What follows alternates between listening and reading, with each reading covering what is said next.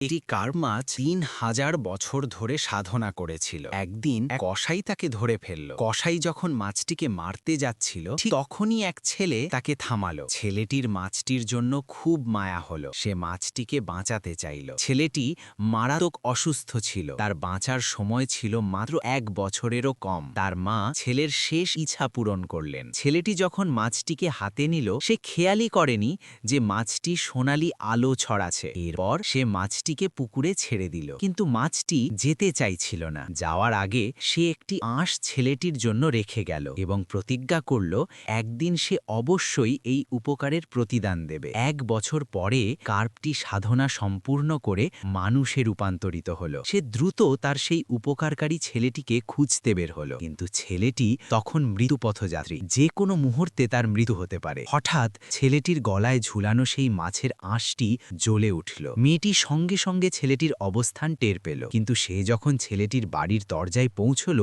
একদল প্রহরী তাকে আটকে দিল। এদিকে ছেলেটির গলায় থাকা আঁশটি ক্রমেই বেশি করে জ্বলজ্বল করতে লাগলো, যার মানে ছেলেটির অবস্থা আরও খারাপ হচ্ছে। মেয়েটি দ্রুত তার জাদু শক্তি ব্যবহার করে হঠাৎ সবার চোখের সামনে থেকে অদৃশ্য হয়ে গেল। প্রহরীরা সবাই হতভম্ব হয়ে গেল। মুহূর্তের মধ্যে মেয়েটি ছেলেটির পাশে উপস্থিত হল এবং আয়ার হাতে থাকা স্যুপের বাটি ফেলে দিল। সে বলল, এই স্যুপ ছেলেটির অসুখ আরও বাড়িয়ে দেবে। এতে আয়া খুব রেগে গেল এবং মেয়েটিকে বের করে দিতে চাইল। তখন মেয়েটি ছেলেটির মায়ের হাত ধরে বলল, সেই ছোট কার্প মাছ যাকে ১ বছর আগে বাঁচানো হয়েছিল, আর সে ছেলেটিকে সুস্থ করে তুলতে পারবে। মা বিস্ময়ে হতবাক হয়ে গেলেন, কিন্তু আয়া মনে করল মেয়েটি প্রতারক। ঠিক তখন মেয়েটি একটি ৭ রঙা পদ্ম বের করল। ডাক্তার সঙ্গে সঙ্গে চিনতে পারলেন এটি প্রাচীন চীনা ঔষধি, যা মৃতপ্রায় মানুষকেও জীবিত করতে পারে। এরপর মেয়েটি তার জাদু শক্তি দিয়ে ছেলেটিকে সেই পদ্ম খাওয়ালো। ছেলেটির সারা শরীর সোনালি আলোয় ভরে গেল। কিছুক্ষণ পর